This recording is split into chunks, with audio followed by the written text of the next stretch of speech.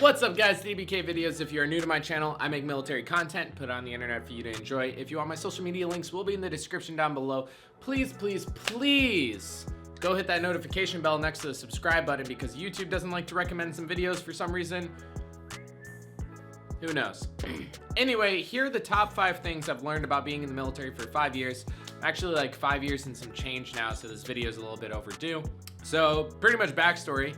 I'm 23 right now. I joined straight out of high school, so I was 18. Graduated high school 2014 from Bolingbrook, Illinois. If you guys are from Illinois, what's up? It's actually weird because when my YouTube started taking off, I was actually stationed as a corpsman in Great Lakes, and I was like being recognized in boot camp by people from YouTube, but then also kids from my high school. Navy is a huge influence on my high school for some reason. Like literally everyone from my high school joins the Navy. I was seeing dudes from my high school like underclassmen, so it was weird seeing people from like real life and then fake life. Not that I'm fake, I just call myself fake. But the number one and most important thing is I've learned to like my career. When I first joined and I was in E3, I was like in this disgruntled group of everyone else, and honestly it kind of sucked. Like I felt like I was so indulged in the military, like 24/7 or surrounded by the military. And I know you guys probably think like, oh, you're a military YouTuber, you do this all the time. Not really. I speak about it a little bit in front of a camera, and when I'm off work, I'm off work. I don't even think about military, don't really associate myself with it. You know, I'm like playing video games, I'm streaming, I'm going out with my wife, I'm doing stuff. Your whole life doesn't have to 360 around the military. However, when you're single living in the barracks, it kind of does, because you don't really leave base. You get off work, you go back to the barracks where technically there's still work, because a lot of times there's duty at the barracks. So you can stay on duty at the place you live, so it's kind of work. It's like you're sleeping at work. When I got married and moved out, it was like a breath of fresh air. I have my own place, I have my own apartment. We're about to move and buy our own house in the new place we're moving to, and honestly, my perspective of the military changed as soon as I moved out of the barracks. Not saying you have to get married. Pick up rank fast and you can move out of the barracks quicker. If you have a sea-based rate, it kind of sucks for you because you're going to be living on and off the ship. But if you're a shore-based rate like corpsman, RP, MA, CB, more likely you can do back-to-back duties that aren't on a ship. Like me being a corpsman, I've never been stationed on a ship. I've been green side and I've been at a hospital, and I'm about to go back to blue side, like clinic-ish area. So really, corpsmen can go their entire career without going on ships. I've deployed on a ship, but I've never been stationed on one. Which, if you ask me, is the way to do it because ship life sucks. Anyway, that's a side story.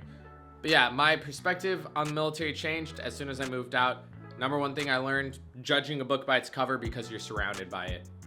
Maybe you don't dislike the military. Maybe you're just surrounded by it and you need a breath of fresh air. The second thing I learned is how to juggle responsibilities. Now, I did have multiple jobs growing up. As a teenager, I actually one summer was working 3 jobs. I was a lifeguard at Pelican Harbor, if you guys know that, in the Midwest. I worked at this place called Ashbury, which was like a golf course, but there's a bar and grill in it, so I was a busboy and barback.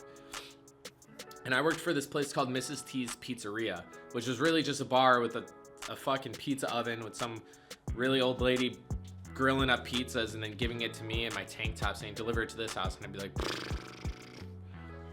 pretty, actually the ghettoest spot I've worked at. Besides the point, I was managing those 3 jobs, but it was hard to find, you know, time outside. Now that I'm in the military, I'm managing so many different other things right now. Bills, work life, fitness, YouTube. Work life is like a multiple like level thing you got to manage too once you start picking up rank. But I'm not gonna sound cliche. Z, don't even get a moto boner because I'm saying this. One of my buddies, Z, I was a 3rd class, he was a 2nd at the time, saw me like struggling with our 1st class, just giving me so much shit. He was giving me so much shit, but he said, I forgot what the quote was. It's like, you can always do more than you think. You just have to like go past the threshold and then it becomes the norm. Which is relatively true. You can probably handle a lot more on your plate. If you're saying you don't got time for the gym, you're probably just making excuses to yourself. So the second thing I learned is like time management, responsibilities, making prioritization a thing. Third, money saving. Now, to be fair, I was kind of good at this before the military, but there are so many different avenues you can put your money in. Stock markets, cryptocurrency, TSPs, traditional and Roth, 401ks, invested into your own personal business, which is probably a video I'm going to do on its own.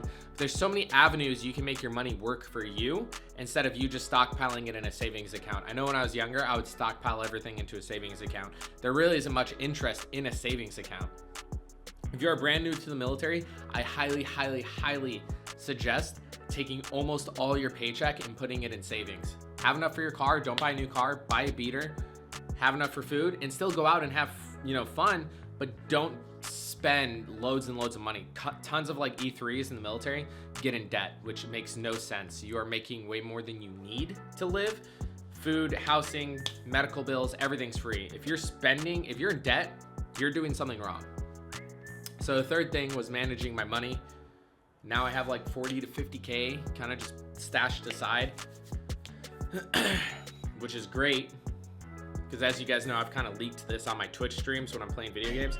We're starting a business as soon as we get to Texas, and we can cover all the startup costs ourselves. Fourth, how important family is. You're gonna lose sight of this when you first join the military. There's gonna be so many new and exciting things. I didn't actually settle down to a base until like a year into the military. So you go to boot camp, that's 2 months.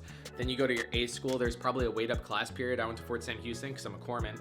And then after that, I went to PSI in Camp Lejeune at a hospital because there was a wait up to get into FMTB, which is Field Medical Training Battalion. It's basically like when you're going greenside the training to learn about the Marine Corps and emergency medicine. And then I got to my first base, right? So there was a huge gap of like me not interacting with family.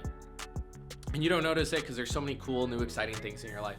But to your parents, like if you have a single mom like I did, you are the exciting thing in her life. So it's actually, when you think about it, it's kind of sad. If you don't hit her up regularly, see how her life is, because she's probably talking about you to her friends. You are probably the highlight of your life. So when you're going to your buddies like, oh dude, I just did this cool new thing. Today we did all this like trauma medicine. You're talking about your day. Your mom's probably talking about her day in regards to you. Like, oh, my son is in Texas right now. He's doing all this stuff. Take care of your parents and take care of their feelings. Try to be considerate. Also, love my dad too, just in case he sees this, but everyone has more like empathy for a single mom. My dad's chilling. Love my dad too, but more empathy towards a single mom. It's just how it is. And the fifth and a good takeaway for this video is just be a good dude. I'm using that quote from one of my buddies on my last deployment because apparently that's like one of their battalion's thing is just be a good dude, but genuinely just have a good personality. There's a lot of toxic people that you're going to encounter in the military, whether that be leadership, coworkers, people underneath you. There's toxic people and sometimes they don't get weeded out because they can play the game when they need to, but then they're just like cancers to the team. Always try to be that dude that's like, yeah, I'll take care of you. Yeah, I'll help you out. Yeah, I'll jump on this work with you. If you're like in that mid leadership position, if you're an E5 and your chief's saying, oh, there's one more task and you guys can cut for the day, cut your juniors and you do the task. Show faith in it. As long as they've been doing what they're supposed to and they're not pieces of shit themselves, you do it. Lead it up as the team leader. Take on the extra stuff so they can be cut early and enjoy their, younger years in the military before they start picking up rank and more responsibilities. There's this thing called HYT in the military, and the characteristics you develop when you're closer to HYT are so toxic. You start being mean towards peers. You start assuming peers who got up to the same level of you quicker cheated or didn't deserve it, or you feel like you deserve it more. Really like self-absorbed people. You're gonna see that across the military, I promise you. Please don't become one of those people. Be happy for your friends. Maybe evaluate, ask what they're doing, what you're not doing. See where a lot of people are super narrow-minded and they're not seeing, they think, oh, they're playing favorites with that guy. Whereas they look at their own performance and they think they're like this stellar, performer, and they're not. They're just not hitting wickets. And then they lie to themselves like, oh, I'm not gonna sell out and do that. I'm not gonna do that. There are people that are gonna do that though. So either you get with it or you don't, and you can't be mad about you not picking up rank because at the end of the day, it's kind of on the person. Hope you took something away from this video. If you did, leave a like down below and I'll see you guys in the next one.